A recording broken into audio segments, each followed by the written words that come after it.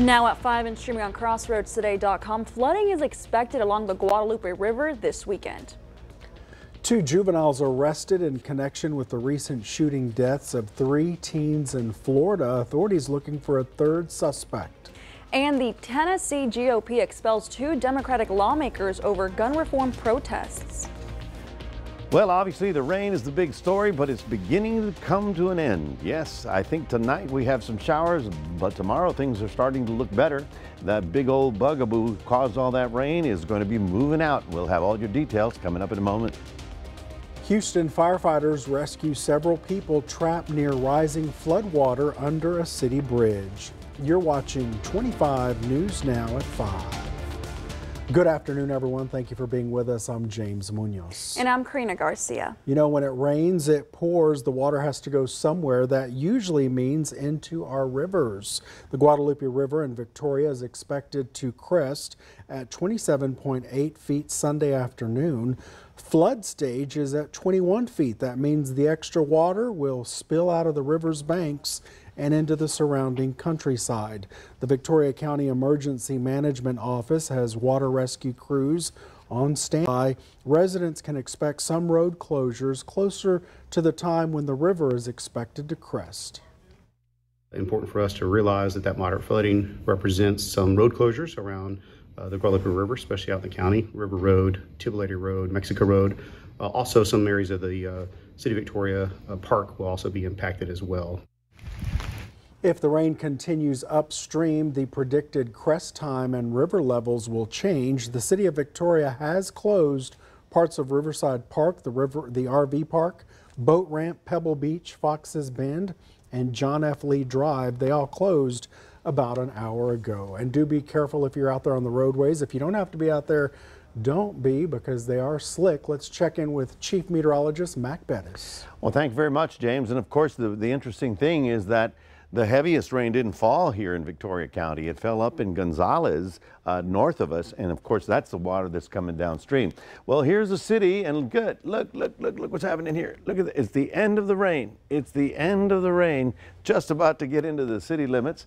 And so, yes, there is an end to all this. Of course, it was pretty stormy this afternoon. Those heavier thunder showers have moved out. We have, I mean, it's not completely over with. There's more activity downstream that we have to worry about. But as I mentioned, where you can see here, we got about 1.5 inches today. It was all last night in the Gonzales area and Cuero, where they really had some heavy thunderstorms. Now, the biggest course story is for us is that the river bottoms are going to be in flood stage. Now, 27 feet is a crest height. That's pretty significant. We'll talk more about that coming up in a moment. James, Karina, back to you. Mac, thank you. Here are the current river flood warnings posted for the crossroads from the National Weather Service. In DeWitt County, a flood warning is in effect now through early Monday morning for Sandys Creek near Westhoff.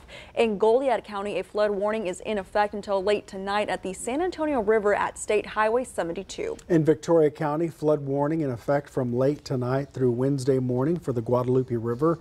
In DeWitt County, a flood warning goes into effect from Saturday morning through Monday morning at the Guadalupe River near Cuero. For Victoria and Calhoun counties, a flood warning goes into effect Saturday afternoon until further notice at the Guadalupe River near Bloomington. Last Thursday, 16-year-old Layla Silvernail was found shot on the side of the road. She later died. The next morning, a 17-year-old man was found fatally shot on the side of a nearby road. The third victim was found inside a car that belonged to Silvernail. That car was found partially submerged in a lake. We were shocked and saddened by the violence, as all of my citizens, because we are shocked not only are the victims juveniles, but the murderers are juveniles as well. Authorities did arrest 2 juveniles in connection with the shooting deaths of the 3 teenagers. Marion County Sheriff says they're still looking for a third suspect. Investigators believe the victims and suspects were possibly connected to criminal gangs. Justin Jones, one of the 2 state lawmakers expelled from the Tennessee House of Representatives on Thursday, says he has no regrets. Jones and Justin Pearson were voted out of the state legislature after they and Representative Gloria Johnson joined protesters to advocate for gun reform measures just over a week after 6 people were killed at a Nashville school shooting. To me, it's a horrific indictment on the Tennessee GOP, and they ought to be ashamed of themselves. And the fact that they continue to keep their foot on the accelerator when they knew the world was watching really just shows what this Republican Party has sunk to. New lows. So the 2 men who are black were voted out. Johnson, who is white, survived the vote. She called the ousting of her colleagues racist. And this is going to bring us to your viewer poll this afternoon. Scan that QR code on your screen to participate right now. The question is, do you believe the situation in Tennessee was racially motivated? Yes or no? We want to hear your opinion. Come to crossroadstoday.com/vote to participate, and we will have an update on 25 News Now at 6. The Palacios Preservation Association is hosting a community meeting on the future of the Luther Hotel. The meeting is Saturday from 10:30 a.m. to 12:30 p.m. at the City by the Sea Museum, 401 Commerce Street in Palacios. People can ask questions about the Luther Hotel, and the experts will talk about the future of the hotel. Even though the Luther Hotel is listed on the National Register and is a Texas historic landmark, its future is uncertain. A distraught couple demanding Child Protective Services return their infant right away. The parents say the paperwork used to remove the child from their home was incorrect. It was said the mother was someone different who had a criminal record. Mila Jackson was born on March 21st in DeSoto, 6 pounds 9 ounces. A midwife helped with a successful home birth. 3 days later, her parents Rodney and Tamisha Jackson took her to a pediatrician for a standard checkup. They say they got a clean bill of health and took the baby back home. Then they got messages from the doctor that the baby had jaundice, dangerously high levels of bilirubin. The parents told them that with the help of their midwife, they would treat the baby on their own. Several hours later into the night, he texts my phone, the very aggressive, take her to the hospital or he's calling CPS. And that's what he did. Dr. Anand Bhatt telling the court, I authorized the support of CPS to help get this baby the care that was medically necessary and needed. And Child Protective Services agreed, writing, due to the parents being unwilling to discuss the danger and potential consequences of this condition, it is necessary for the department to intervene. DeSoto police helped CPS take the baby from them at their home on March 28th. Unlawfully enter my home and come and take my baby from me. But here's an additional problem. The affidavit used to justify CPS taking custody of the child lists the wrong mom, a woman with a completely different name, a woman with a history of neglect.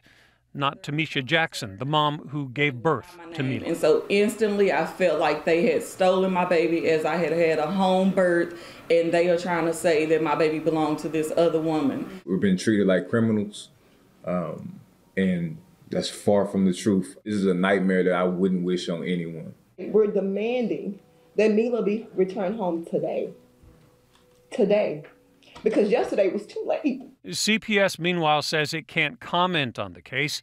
The infant has been placed with a foster family, and 2 distraught parents have been told to wait until a next court hearing in 2 more weeks.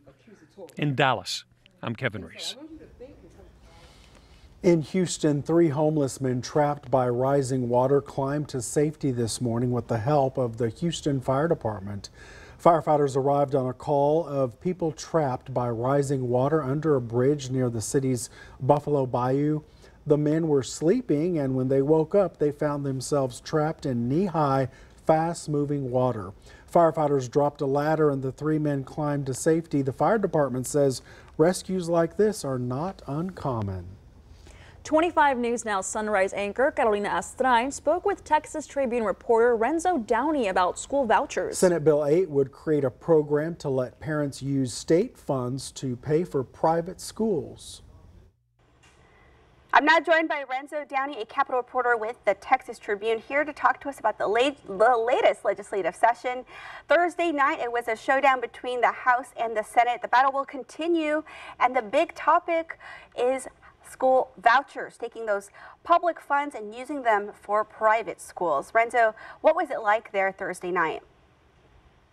Yeah, so you had this dueling debate between the Senate and the House. The Senate was debating Senate Bill 8, which is that school voucher, parental rights, school choice bill, however you want to call that bill. And they had hours of debate on that bill, eventually passed it out. And meanwhile, on the House side, they were taking up the budget. It was their big budget day. They go basically the entire day debating that budget. And a contingent of Republicans got together with Democrats and actually added an amendment to the House budget that would say no public funding can go to private schools for voucher purposes. So those are a direct conflict with each other, and the House and Senate are going to have to reconcile that. And our very own representative for District 30, Jeannie Morrison, she voted against that amendment.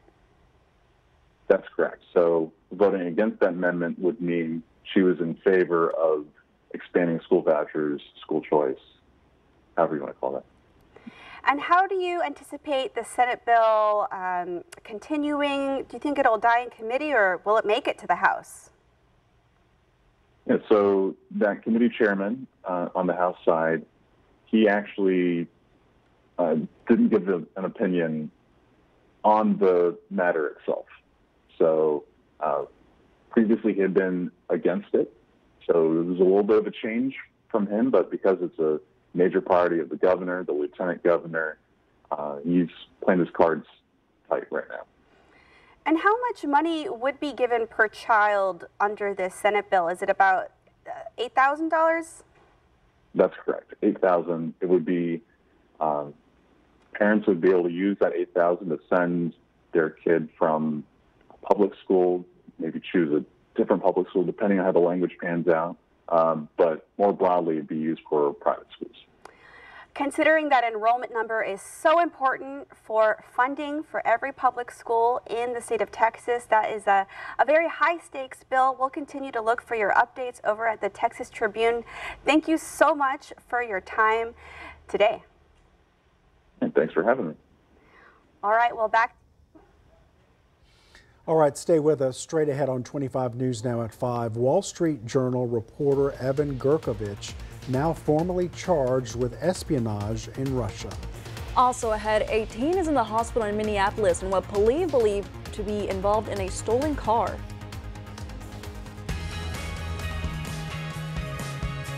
Here's a look at Community Crossroads this weekend. We speak to incumbent candidate Brett Baldwin for District 3, candidate BJ Nelson, incumbent Tammy Keeling for District 5, and candidate Rick Jones. And we also learn about the Victoria College bond election. It is a student success center, and that is a 3-story new build in the center of campus. And it also includes a renovation of our current student center.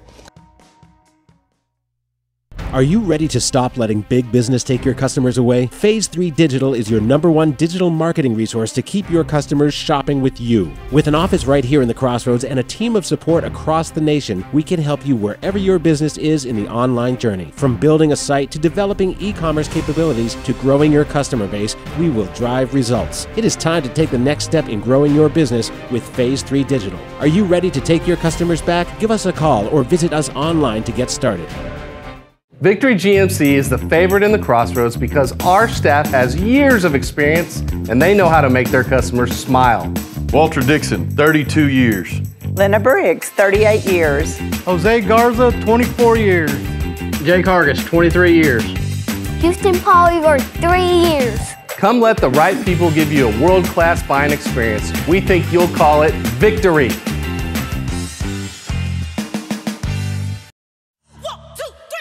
Sunday and Monday. This is a showstopper, baby, and I'm ready to kick some butt. This is our best season yet. We have outstanding singers. Everybody is bringing the house down. The final judgment could see. We hate having to make choices like this. Some of your favorites going home. The gloves have to come off. You're not going to be in our top 24. Oh, God. American Idol, new Sunday and Monday on ABC and stream on Hulu. A 15-year-old boy is fighting for his life in Minneapolis after a shooting Thursday evening. There's not much information about the circumstances surrounding this incident. Police found a car nearby that looks like it was stolen because the ignition was ripped out. Investigators believe someone used a different stolen car to drop the teen off at a nearby hospital. The car was later ditched. Reports of a stolen Kia and Hyundai vehicles are common in the Twin City areas.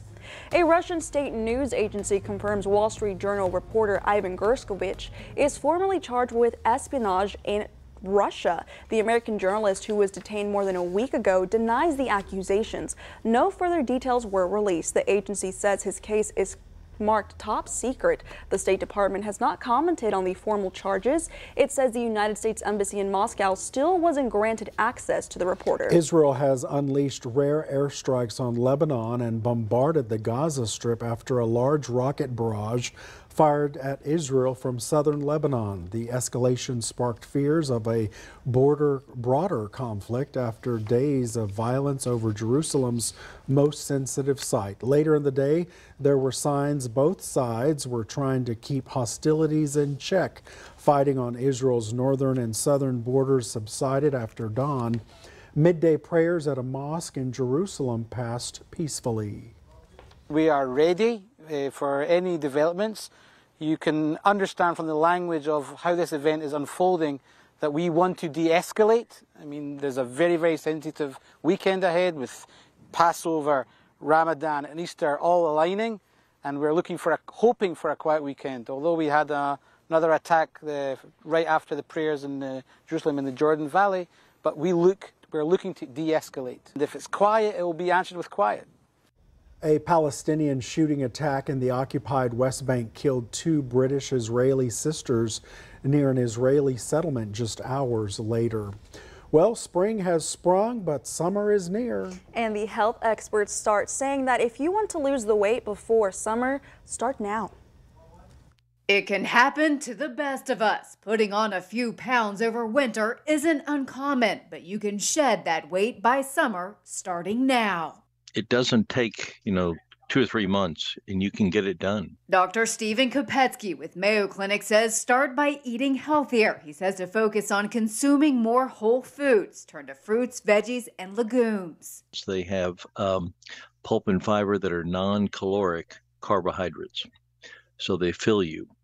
You eat less calories, in other words. Kopetsky says we tend to eat the first things we see in the refrigerator. Rearranging your food may help. And take the 2 drawers that say fruits and vegetables, move some things down into there, like the sausages and the bacon and things like that, and then take the fruits and the vegetables and put them up so when you come home at night, you open the fridge, you see something that's healthy. Stay away from anything ultra-processed. If you're craving comfort foods, eat something healthy with it. Limiting alcohol can also cut down on calories, and Kopetsky says to also be smart about being active. If you can't make it to the gym, take the stairs wherever you go. If you're a person that walks maybe 3,000 steps a day, try to increase it to 5,000. If you're already doing good number of steps, then try to do some intervals. Easing stress is also important. Meditation or deep breathing can help. And don't forget about those Z's. Studies show there's a higher risk of weight gain when you don't get enough sleep.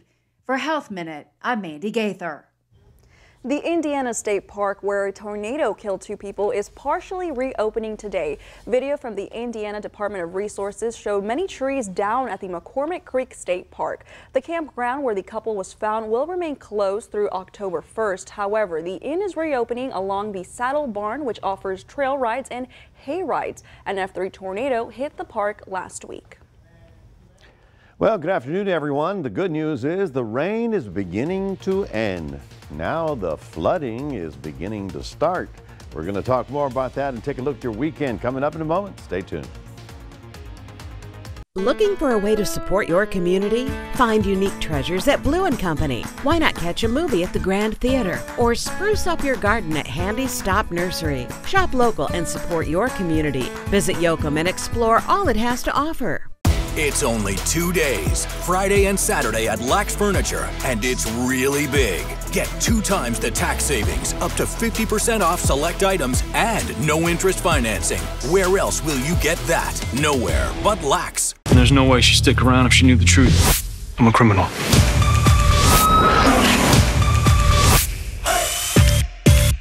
It's just too dangerous. Let's rock. Tonight, a man of God, a married woman, a dead husband, and a police wiretap. There is a shooting. It was like a car accident you couldn't look away from. Inside a murder mystery as it unravels. 2020, tonight on ABC. Welcome back, everybody. We start with a different map here I wanted you to get your attention to. Obviously, there's the city right there, and there's the outer loop. Now, the important thing I wanted to show you is this is 77 south of the city down to McFadden. According to TxDOT, and this is officially from them, it said flooded U.S. roadway 77. Travel is discouraged down there. Now, a lot of people use that major roadway. And obviously, if you're going down that place, you might see some flooded roadways, and you want to obviously be very cautious. Also, to the west of us, as I've mentioned a couple of times, we had quite a few areas that got significant rain yesterday afternoon. Here, the one road coming out of Karn City, another farm road, of course, in the counties, this is the biggest concern. And so these areas you've got to watch out for if you're taking the minor roadways. Now, if you're on the major freeways, you should be fine. Nonetheless, there's a lot of water that's got to flow downstream. So let's go to the weather map and show you where the rain is, because it's beginning to end. How about that? There you see your radar loop, and you can see how the line of showers is just beginning to move across the city. Finally, some good news. Things are going to be settling down. Now, of course, after I've said that, it's not completely over with. The heavier stuff is now moving offshore, and also there's some stuff in Corpus Christi, but there's more stuff to the southwest. That'll be visiting us tonight. So there's a break, a little bit more, and then by tomorrow, things are going to be looking better. Now, here we have the Guadalupe River Valley all the way down to the Bloomington area, and here's the important part. It's going to rise, okay? Everything that happens upstream is going to come through here, and that's what's happening here. It's not so much that we got that much rain, but they got it upstream. In addition to Riverside Park having closure problems, and I know a lot of people are disappointed about that, we also have to go down to Bloomington, where they're going to be having minor flood levels down there as well. So we have to be cautious if you have any interest down along the river, because of this flood water all going down.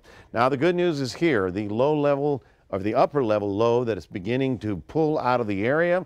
We will have some clouds in the area tomorrow, but you'll see a couple of breaks in the clouds. Shower activity will be almost none. And then the good news is that by the time we get to Sunday, we may see a little bit of sunshine around here. Wouldn't that be nice? The funny thing is, up here, there's another front coming down here for Monday night and Tuesday. So we're not completely over with the rain. So you see it right there as it gets down to Monday. And that's up there. It'll be here late in the evening and on into Tuesday morning. All right, let's take a look at, well, we're going to jump this because I'm running out of time here. Oh, no, I have time. Okay, good. Thank you. All right, so whenever you see the purples, that is the highest moisture level, and that's where there are likely to be rainstorms. The reason I show you this is because over here we've got drier air, and over here very dry air, almost arid. Well, so we widen up, and we have to see, is anything coming at us from the south? And all we have is just a little bitty cluster down here. That should be moving through later tonight, and by tomorrow, hopefully we'll be gone. So here's the good news. In the next 24 hours, messed that one up. Okay, we'll do it later. Here's the very important part. This is the river, okay? Current river is at 6 feet. It's forecast to get up to 27 feet. That is minor flooding, so do be cautious. Now, here's your extended outlook. We are looking for clouds tomorrow, a sprinkle or two, better weather for Easter. Monday, rain returns to the area because of that next front, but at least we'll get a little break over the weekend. That's your 7-day forecast. Folks, just remember, scan that QR code and put Crossroads Today, and you'll get all the latest updates with all this weather happening to our area. James, Karina, back to you. All right, Mac, thank you so much. Any plans for Easter? Well, with this weather, it looks like Easter might be indoors. Yeah, right? definitely indoors. Coming up next on 25 News Now at 5, United Airlines is cutting flights to and from New York due to a worker shortage. Keep Victoria Beautiful is having a cleanup for Earth Day. April 22nd, that morning, we're going to go clean up all around Victoria. Go to keepvictoriabeautiful.org to sign up and learn more. Bring a team. It's going to be a great Saturday morning. Make your first move with battery power made by Steel.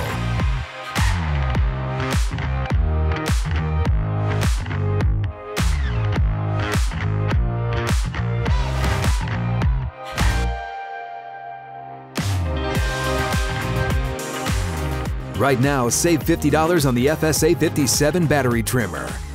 Real Steel. Find yours.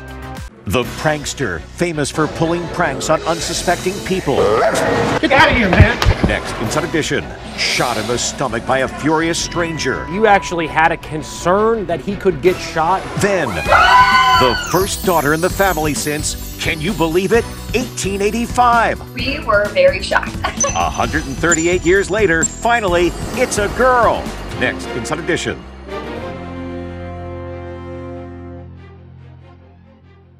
Tell me the best place to meet a man. Blessings 4Z says, we met at a funeral. It's dead in here. Let's go to a bar. Monday, Malcolm Jamal Warner.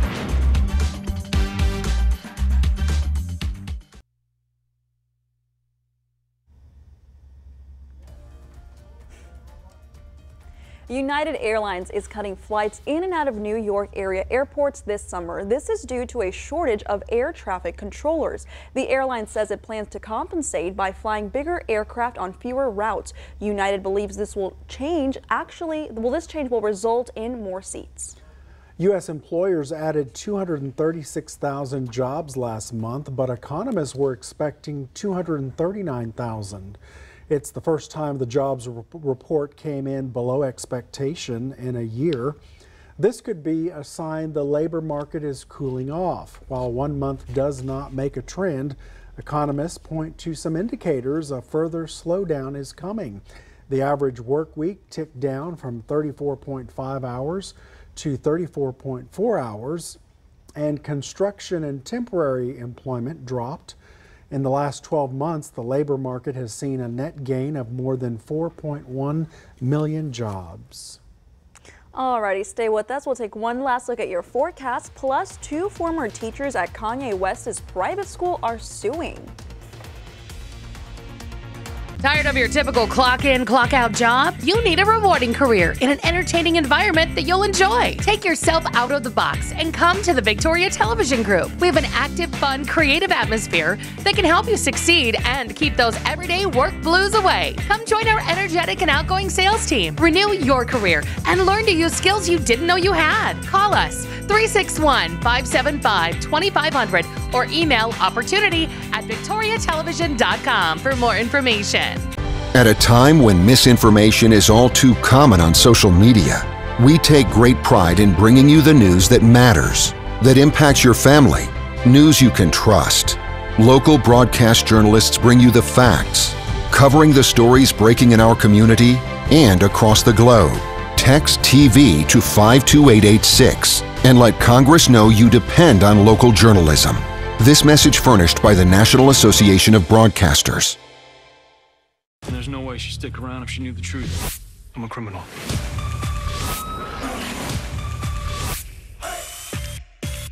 It's just too dangerous. Let's rock. Tell me the best place to meet a man. Blessings 4Z says, we met at a funeral. It's dead in here. Let's go to a bar. Monday, Malcolm Jamal Warner.